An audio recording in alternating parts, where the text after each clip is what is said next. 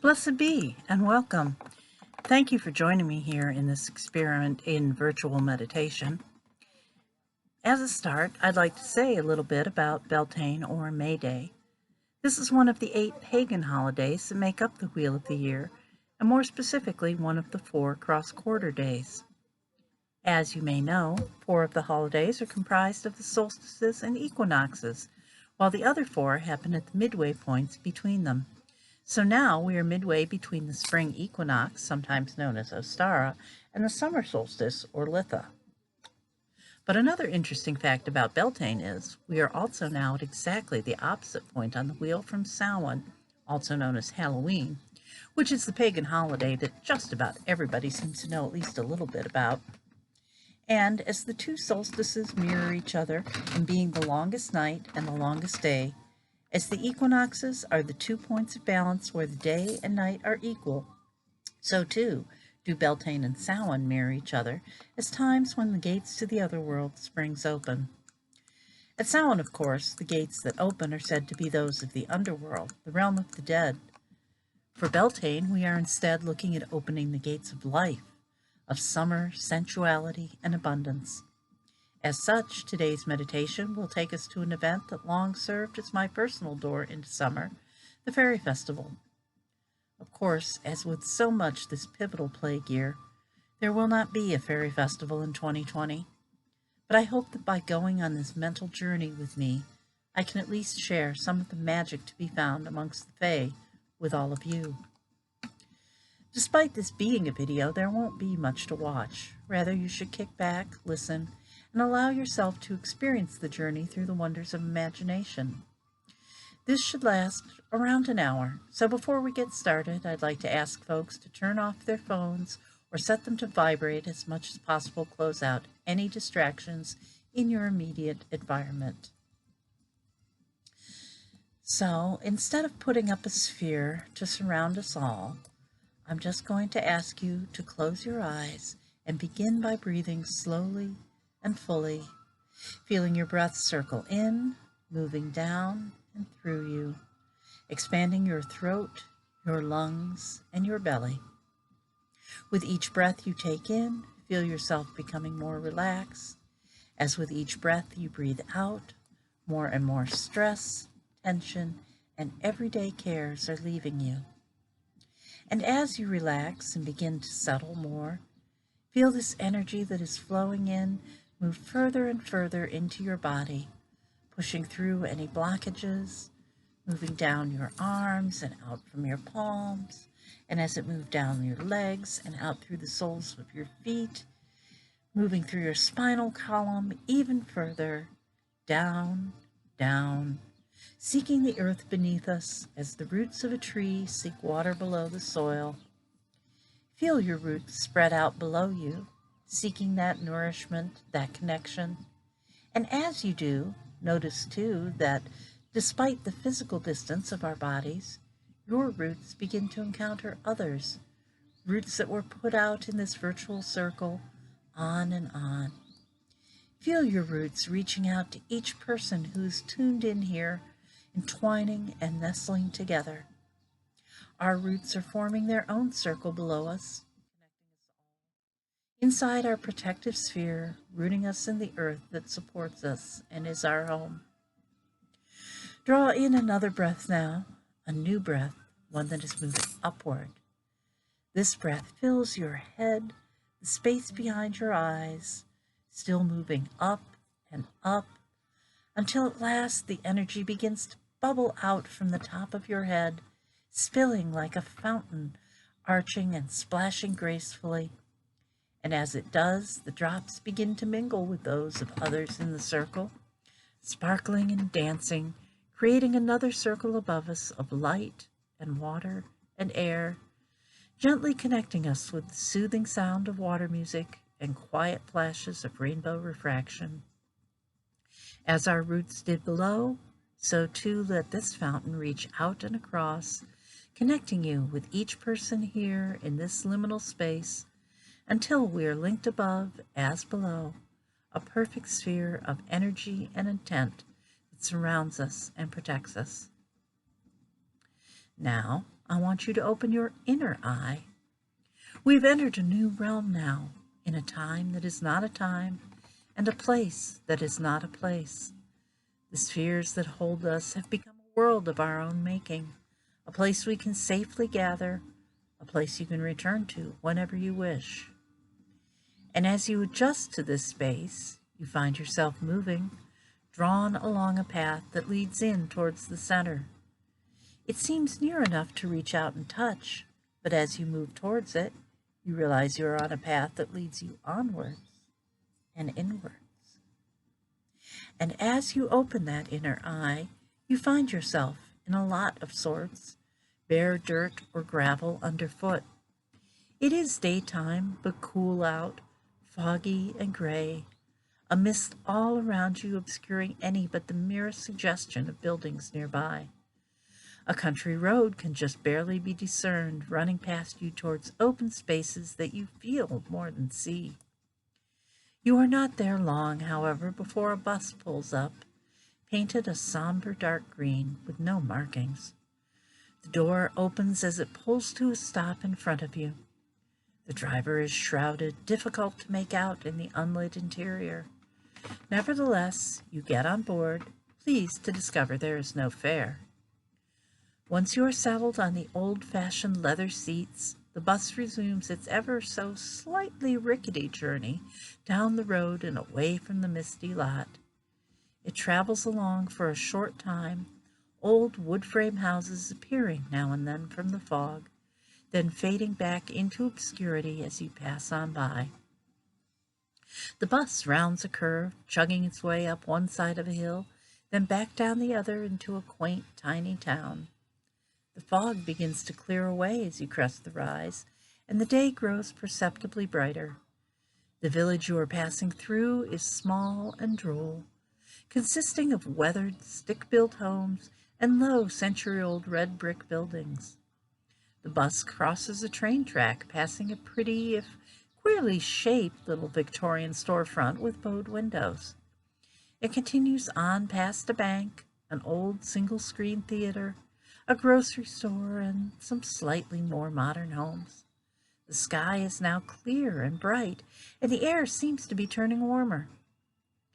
As you approach the far side of town, you pass a block where islands of colorful phlox tumble down a bank to border the street, fluffy beds full of ice cream colors. Yet you drive on a while more, through rolling farmland, crossing creeks on narrow one-lane bridges, the sun now shining brightly from a clear blue sky, charming homes and farmsteads scattered here and there along the road. But this relaxing countryside tour does not last long. After trundling across one last narrow bridge, you travel up a slight rise. On your left is a barn and farmhouse that appears almost to have been cut off by the road whose corner they perch on. The bus slows, turning now onto a twisting country lane. It travels slowly along, passing more farmhouses and the fields that surround them. And as it moves, an unusual murmur reaches your ears, with the suggestion of a musical undercurrent. Rounding another curve, you begin to see people, many in unusual or brightly colored outfits, trekking down paths that are wedged betwixt the woods and the road. The bus crests another rise, passing a small field with open garden beds and a whimsical cob-style low barn at the back. Next to this field, a drive turns in, and it is here that the bus pulls up, its doors swinging open.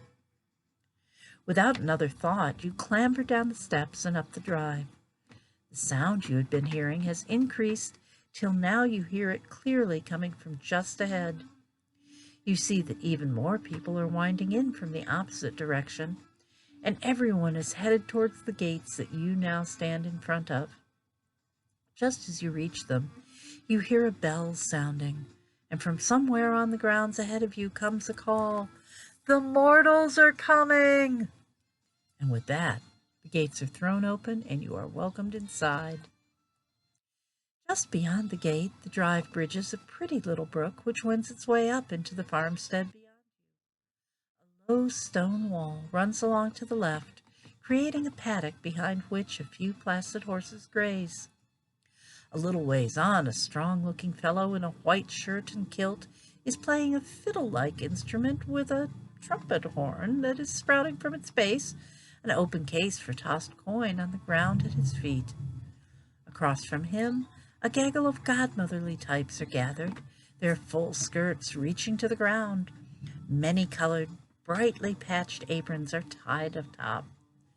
One of them, a radiantly cheerful lady whose silver-white hair is laced with nearly invisible iridescent strands and topped with a wreath of flowers, steps towards you as you approach.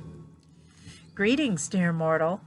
We are so very glad you've made your way here to our beloved annual May Day celebration. My name is Myriad, and I believe I have something here just for you." She stops to search through the many pockets on her apron, her dress, her full skirts. "I know I have something. Let me see. Oh, here we are." And from a pocket so deep in the layers of skirts and flounces she wears, you cannot even see it, she brings out a single feather. But not just any feather. This one is stunningly white, save for the tip, which has been dipped in gold glitter that catches the sun. A loop of variegated rainbow yarn is wrapped around the shaft, with a tiny golden bee attached to the short end. She beckons you to hold out your hand, so she may set her treasure delicately upon it. "This feather," she says, letting it rest on her palm. "This feather came from an enchanted village that is not so far away as some might think. Whoever possesses it may find that enchanted land, but only when the constellation Pleiades rises above the horizon into the evening sky. If you listen with your heart, you may hear it follow the buzzing of this little bee, wending its way back to the tribe that gave it birth." Tucking her gift inside your shirt for safekeeping, you turn and stroll beneath the overhanging branches of a huge evergreen. Across from you is a small stage framed by saplings and draped in colorful ribbons. People are seated on straw bales set in a half circle out front, watching a nymph in combat boots and corset, a lock of green hair escaping from behind her pointed ears to frame the fawn spots scattered across her cheeks, singing, "I need you to clap if you believe." And of course they do. Do you? Continuing on, you come to a bridge over the same brook you passed on your way in.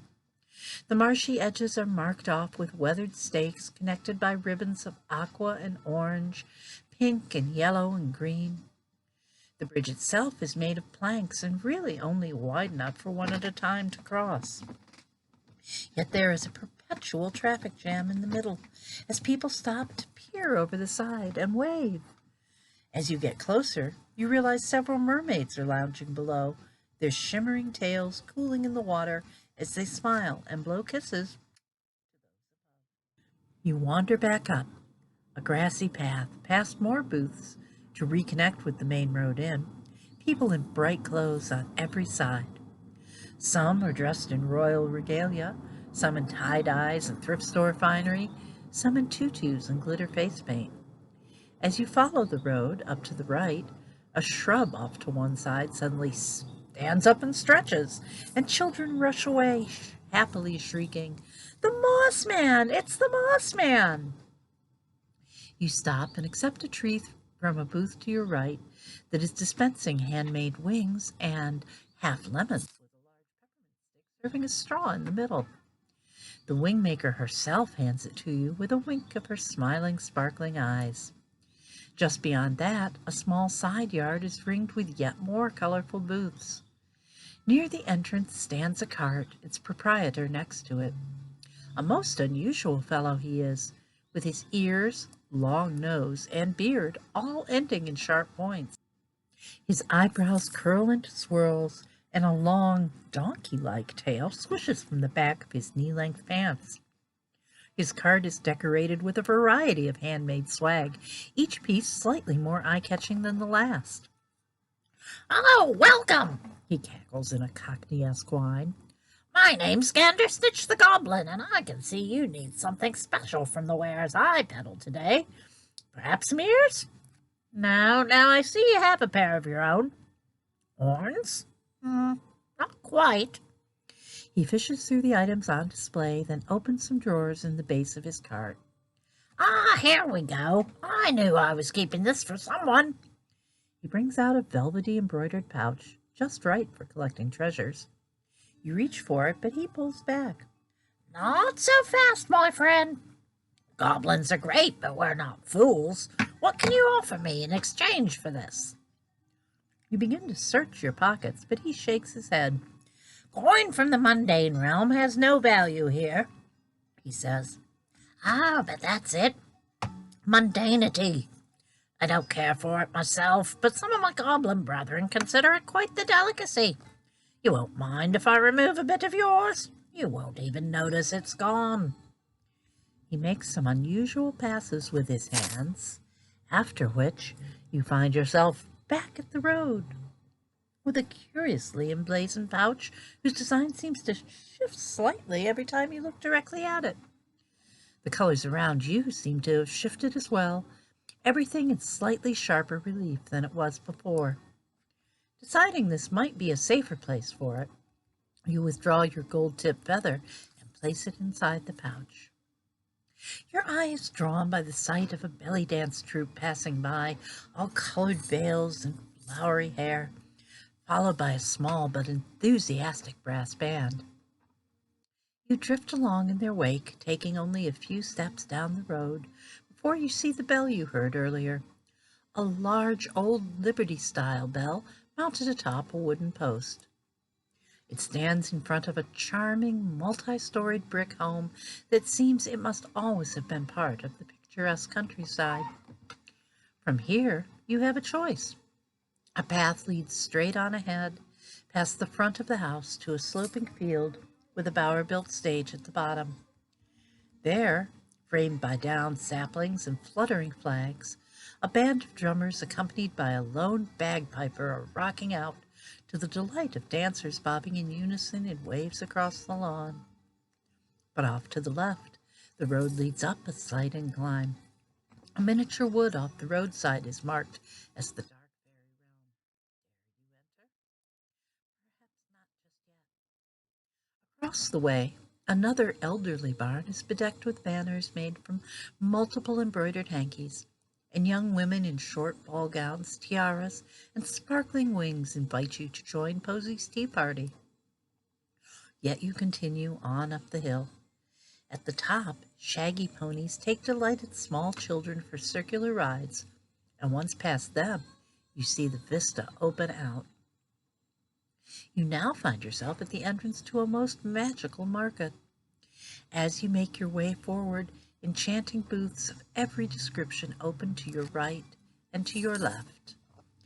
You stroll amongst them, browsing amongst incense and books, leather masks and pirate hats, wrought iron and hanging crystals.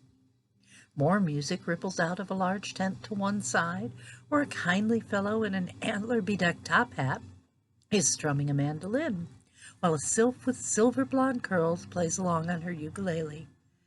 The air is scented with wafts of champa, mouth-watering scents from grills by the food court, even now and then a hint of a different kind of smoke.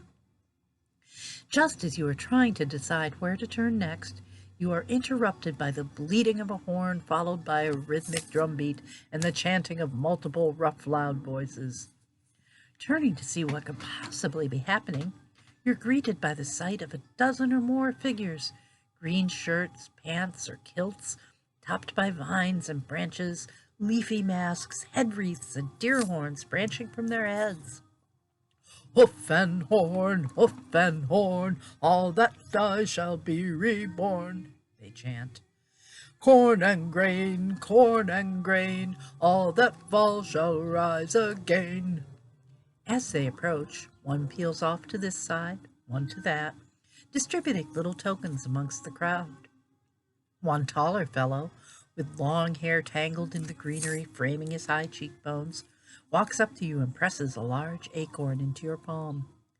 Blessings of the green man, he says, keeps this safe. and then returns to the procession. You realize the pouch you acquired from the goblin is just the thing for this as well, and tuck the unusually large and deeply capped acorn into its depths beside the feather. You have now reached the top of a hill and pause to refresh yourself from the lemon drink still carried in one hand. From here, you can see out over hazy fields behind you or back down towards the house with the bell. The bagpipe band is still playing at full clip, and the slope leading down to their stage is a rippling mass of laughing, bobbing dancers. Looking back towards the path you've just ascended, you realize there is more tucked around the far side of the barns and buildings that nestle together near the brick home at the center of the farm. You resolve to make your way back down there soon, but first decide to explore a bit more here atop the hill. In fact, as you reach the end of the row of booths, you see there is a small observatory on site, built of mud-clad straw bales like the building you passed coming in. But barely have you headed in that direction than a bass-heavy flamenco-style riff erupts from the bower stage, tucked here against the tree line. Turning to locate the source, you see a fellow in a button-decked jacket with the sleeves ripped off, a flat-top pork pie hat on his head, bent in classic rock and roll fashion over a rack of pedals. Next to him, a slender lass in striped pirate trousers and long red hair is keeping rhythm with a tambourine in one hand and a cymbal-lashing drumstick in the other. Here, too, the crowd is happily joining the dance, a passel of small children chasing a never-ending cascade of bubbles to one side of the stage. The monster riff draws to an end, and the guitarist shifts to a simple, surprisingly familiar three-chord progression. Can it be? Well, almost. Taking the microphones, they begin to sing. Bow, bow, bow, bow, bow, bow, bow, bow, bow, I want to be a fairy. And the crowd erupts in cheers, smiles on every face. You stay and watch for a bit, enjoying the music, perhaps wondering how two people can generate such a full sound. Fairy magic, perhaps? But that reminds you that there is more that you haven't yet experienced, so you reluctantly turn away and make your way down through another aisle of colorful booths. A mannequin stands in front of one, her bikini top and skirt made of overlapping lavender petals, a parasol of banana leaves shading her from the sun. Another offers cloaks and corsets or coin-bedecked veils. Truly, every sort of fairy finery is available here, with so much more besides. Wall hangings, stained glass, or pottery mugs for your home, hand-carved wooden staves and sculptures for the garden, and of course, every sort of enchanted plaything available. As you make your way through, you may find yourself drawn to a particular booth, an item you feel you simply must have. As with your encounter with Gandersnitch, they have no interest in human money, but they may barter with you to give up something you might previously have thought you needed, but lately are finding has grown cumbersome. If you think about it, you might easily find an example of something in your life that has outgrown its usefulness that you could gladly trade away for an imaginative treasure. What use a fairy vendor might have for such items is a mystery not to be solved today. Be aware, however, any item they find particularly valuable will not be parted with for a trifling donation. Be sure that the price they ask you is one you are willing to pay. But once you've located the item and completed your transaction, you are now nearly back to the road. You pass a final booth that has a Victorian-style oval mirror in a stand out front. As you walk by, you catch a glimpse of yourself, reflected with the full afternoon sun shining down upon you. You may notice your appearance has changed since arriving at this fair. Perhaps your face has been painted with tribal markings. Perhaps you acquired a veil or a kilt, a pair of wings or a pair of pointed ears. Stop for a moment. How do you see yourself here? You may find yourself manifesting a side of your personality that doesn't get out to play as often as you'd like. In a realm where you can be virtually anyone you want, who do you see yourself as becoming? Still considering this, you start back down the hill, passing the ponies and coming once again upon the wooded thicket marked as the Dark Fairies' realm. Curious, you've just about made up your mind to peek inside when from a gap in the trees there suddenly emerges a giant! Well, maybe not a giant, but he is enormously tall, clad in black leather armor and sturdy boots, a dark fur pelt draped down his back, his raven locks catching only for a moment in the slight branches before he shakes them free with a snarl. "Arr!" he shouts in a deep bass rumble. "Wotan the Fairy Smasher is here to put an end to you pesky fairies." With that, he raises a comically large yet suspiciously squishy-looking mallet over his head. "Just as soon as I find some."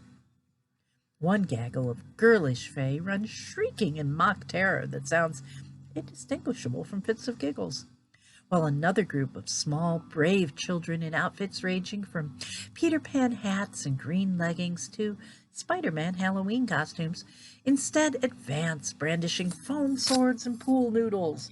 "No, stop! Let me at those fairies!" the giant roars. But he's soon beaten back into the woods as the ragtag soldiers cheer their victory. Considering it safe to pass, you continue down the hill past the tea party, where a winged and statuesque May Queen in a leafy green corset and lavender-petaled skirt presides over her courtiers. Seated atop spotted mushrooms with matching mushroom tables, they serve red clover tea to any who care to join them. At the bottom of the hill, a nymph in shades of magenta, pink, and pale green sits atop a stump, playing a rounded steel drum in her lap, a basket of her wares resting amongst the greenery beside her.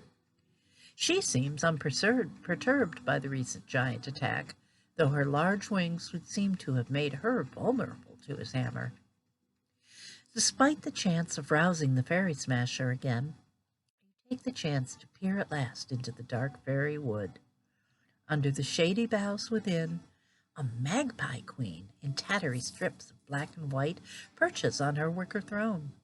She is searching through a basket of shiny objects, holding up first one, then another, as her crow-faced attendants look on and caw their approval. Unsure of your presumably still human welcome here, you duck back out, heading past the field where the bagpipes and drums still skirl, past the bell that warns all of the mortals. Just as you reach that point, a troop of various fairy sorts comes skipping past, bearing a banner with their totemic stag. "Come dream in the meadow!" a curly-haired lass with sweetly rounded face, full bobbing tutu and silvery white wings cries out to you. As she passes, she presses something into your hand, but before you can thank her or even recognize the item, her fairy band has already moved up the road. When their merry mischief has fully swept past, you see she has pressed a small whistle into your palm. In a few more steps, you are once again beside Gandersnitch's cart. "Ah, going native, are we? Well done, well done."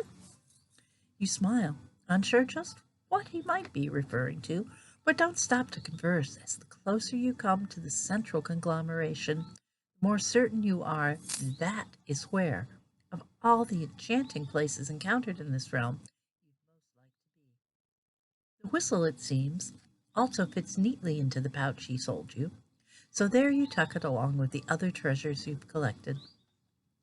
As you approach the stream, intent on your destination, a happily unruly mob surges up from the direction of the bridge. "River! River! River!"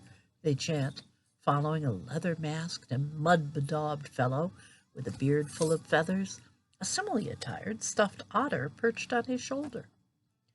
As the throng surrounds you, a shimmering aqua-blue sea monster that just might have an artful fellow wearing it as a hat approaches.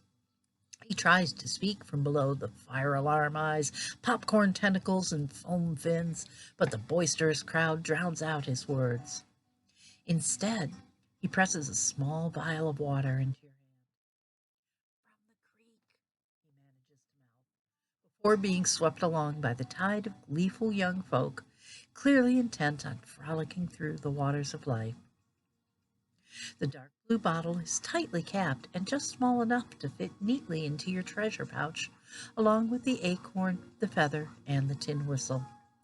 The river tribe, for indeed that is who they are, soon turn a corner a bit past where you stand, heading for an open space behind a large picturesque red barn.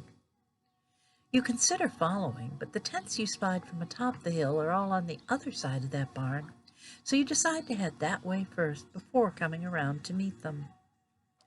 There are more food courts here tempting you with hemp-based pretzels, lavender ice cream, and fresh coffee, but at the moment your mind is more engaged than your stomach.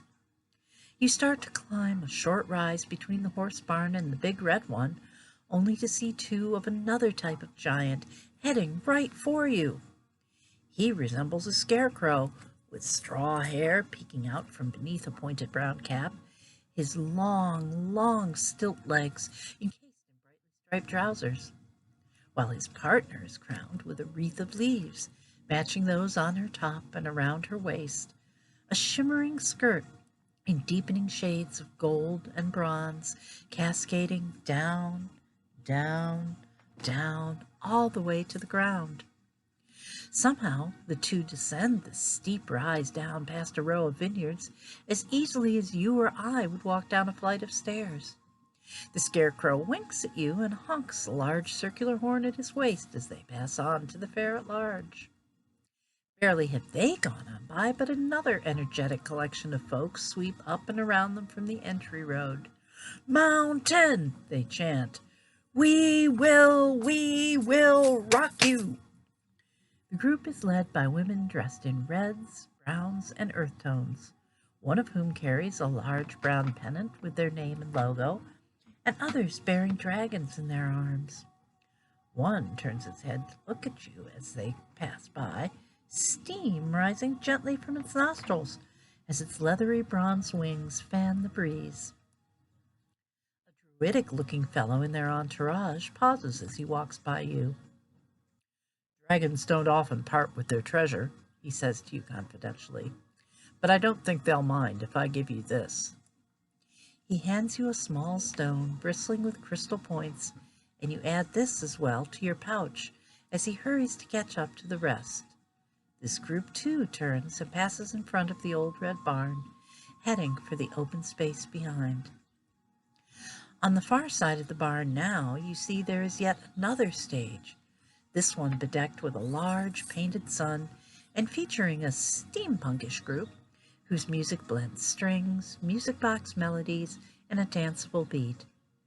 As with every stage you've passed, people down front are dancing while others enjoy the show from their straw bale seats. As you wend your way around the audience, careful to block no one's view, you're greeted with a blast of bubbles from behind the barn. Children of all ages are everywhere at this gathering, but nowhere more than here, where a constant fountain of bubbles erupts from a machine with what looks like a tiny windmill mounted at one end. Some chase them, some try to catch them on their tongues, some simply open their arms in glee as the iridescent spheres cascade over them while beaming parents watch from the edges. At last you have reached the small meadow behind the barn. Near the center stands a maypole, a tall sapling, stripped of branches and bedecked with long, colorful ribbons. You stand at the edge, observing people duck and weave around each other, one trailing end of a ribbon held in their hand as they go over this one and under the next, two circles traveling in opposite but complementary directions. Just as you are debating giving it a try, a mischievous-looking pixie in corset, ripped fishnets, tutu, and combat boots materializes at your elbow. "Are you having fun yet?" she asks, gazing as well at the maypole being wound in prismatic strips. You assure her that you are, very much so. "Well," she replies, "we can fix that." Surprised, you look at her and are at first startled to see two quite reptilian eyes peering out from her round glasses, but realize they are mere hologramic images on the lens surface. Or at least you think so. She gives you a cheery smile that belies her words and then begins to wend her way through the crowd. Along the back side of the barn is a slightly raised platform, and it is this that is the locus of attention for the various groups that came marching into this court just ahead of you. For a court it is, as you will soon come to understand. The dancers pause in their weaving as all eyes now turn towards the dais. The platform is curved in the shape of a half moon, bowing out into the crowd. A wandering Celtic shaman with flowing silver golden hair steps to the fore and leads the crowd in calling up the four directions. A bard in shaggy green pants and horn-bedecked top hat then takes over, explaining that we have come here to crown the king and queen of the May, the Green Man himself, and his radiant lady in blue velvet gowns spangled over with stars. Alchemy, as you may know, is not just a system of transforming a base metal such as lead into gold, begins the bard, but also of transforming that which is base within ourselves into something higher. This, then, is a ceremony which embodies some of these alchemical changes and celebrates us all becoming better and better merely by being here. He goes on to explain that there are 4 tribes in this realm, representing the 4 basic elements: mountain for the earth, river, of course, being water, meadow tribe for the air, and woodland representing fire. Cheers go up from differing quarters as he names them, and you realize these are the 4 different groups you encountered back on the road, all heading here to celebrate their king and queen. He beckons a representative of each of the tribes to come forward, each of them bearing a gift or item that will play a role in the alchemical transformation that is about to happen. Representing the north, the 2 women with the small steaming dragons come forward. They offer a selection of fragrant spices from the earth itself.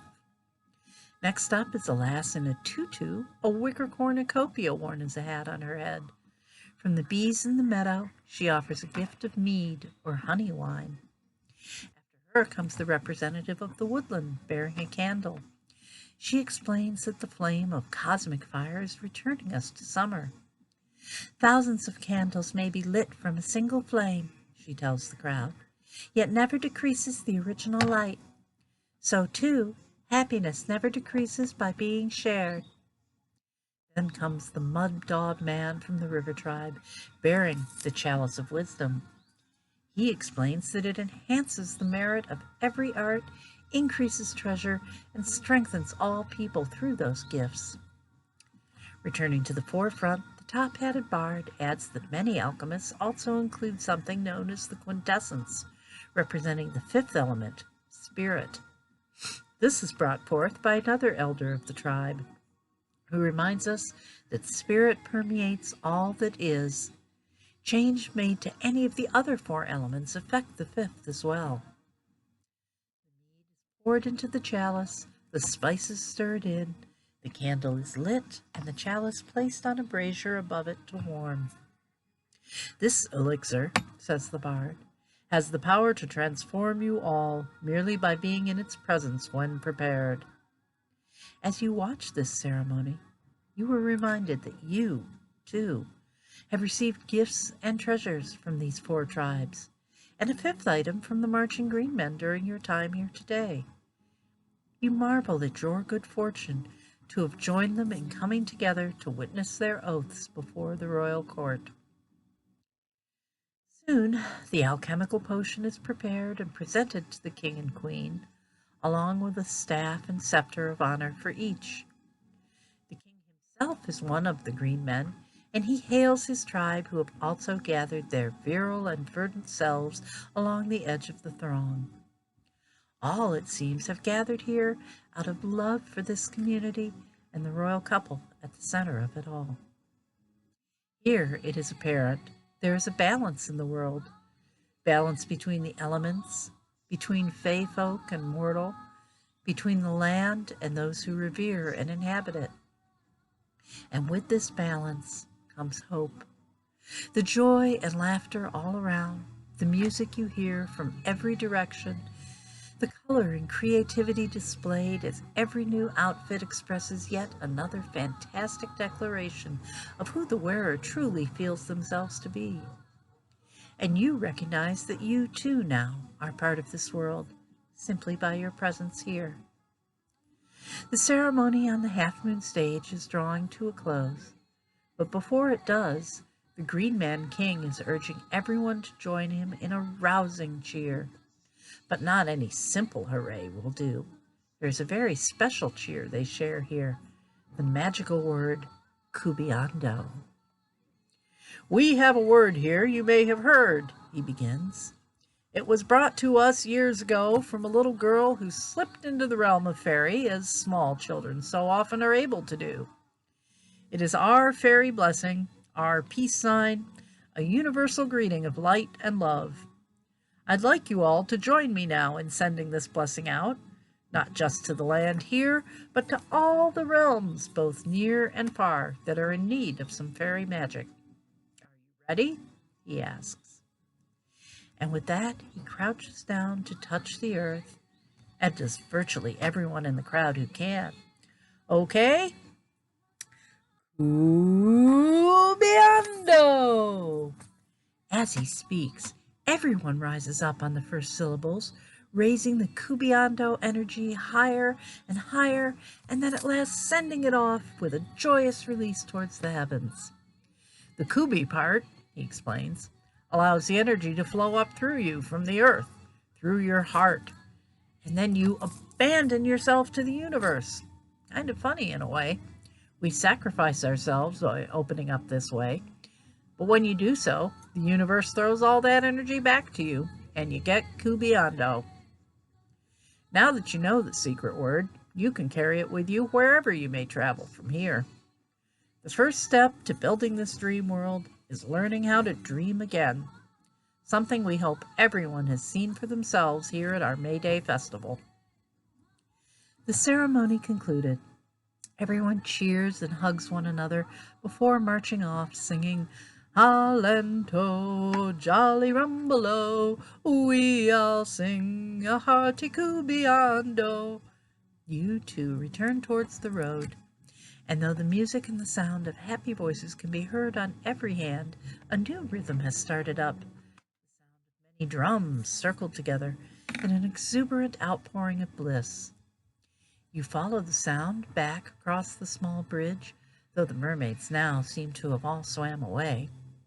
On the far side you pass a bower, bedecked in beads and twirling decorations. Tiny clay fairies nestled under an octagonal roof next to their nearly life-size siblings rising from branches and pieces of driftwood. The drummers have gathered in an open space just beyond, and you can't help but be swept up by the infectious rhythms. In the center, young people dance with the young at heart, with wings and skirts, coin scarves, and rainbow shirts, all flashing as they twirl happily about. Perhaps you join them for a time, dancing here neath the flowering trees as a few stray bubbles drift in from the maple court to join in the revelry. Yet somehow, before you know it, the shadows have grown long, and the sun is already dipping down behind the horse barn.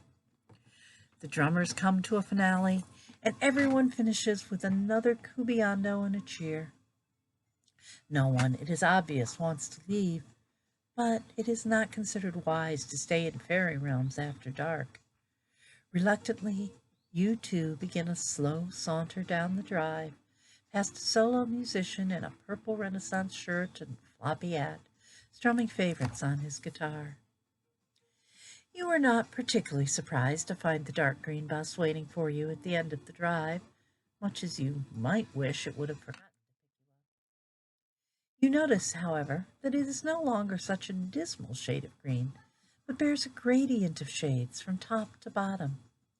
The driver, too, indistinct before, now wears a tall red cap and a long beard, and he winks at you as you climb back on board. On the trip back towards the small village, you touch the pouch that contains your fairy treasures and think about all that you've experienced today. Remembering the words of the pocket fairy you encountered on your arrival, you consider whether the place you just left might indeed be that enchanted village. And though your physical form no longer frolics amongst the fae, you can feel the sacredness of the joy that permeated every scene that you witnessed, every conversation you had, now taking root in your heart. And as you pass back through the town and down the hill on the other side, you consider how you might bring back that amazing feeling into your everyday life. May Day is the time when we transition from spring into summer, the hopes and dreams formed at the equinox now growing into fruition as life returns to the natural world around you. All good stories must come to an end, but like any story, this one will come again alive into your head every time you revisit it.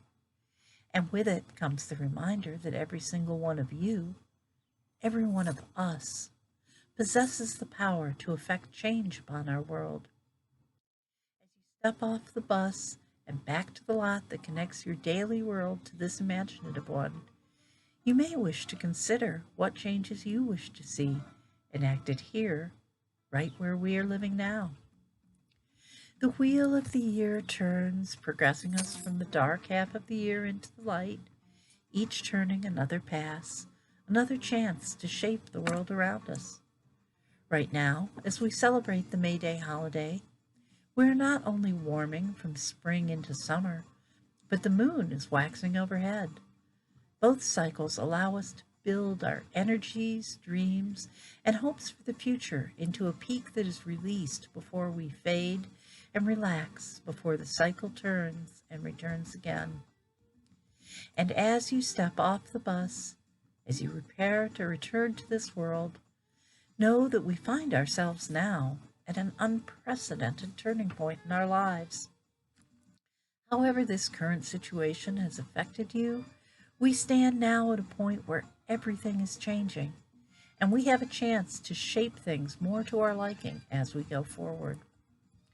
Remember who you saw when you looked in that mirror on the hill. Remember who you are inside, and who you would be if you but had the chance. If you can, you may wish to use this pause to start sketching out a path to manifesting that same energy here in your day-to-day life. Remember, too, you have gifts of the fairy tribes still with you in your heart to meditate upon and draw inspiration from as you return to your waking life. Standing again in the lot where you began, you find you can most certainly feel roots of your own reaching down into the earth and branches above yearning towards the heavens. Thinking of these roots, these branches, reminds you of the connections you have made and of the room where you sit, each of us stepping off that bus, then here, back again, apart and yet circled all together. Now the circle is open, but never broken. So merry meet, merry part, and merry meet again. Thank you so much for joining me here today. Depending on the platform you've tuned in on, there may be a section for comments to one side or below. I look forward to hearing any positive visions you may wish to share or answering any questions if I can. And I will be back with the Buckland Museum on the summer solstice to lead us in another journey, and some other things go up in between times. Well, could still happen, so stay tuned to this channel for that. Thank you all. Blessed be. See you later.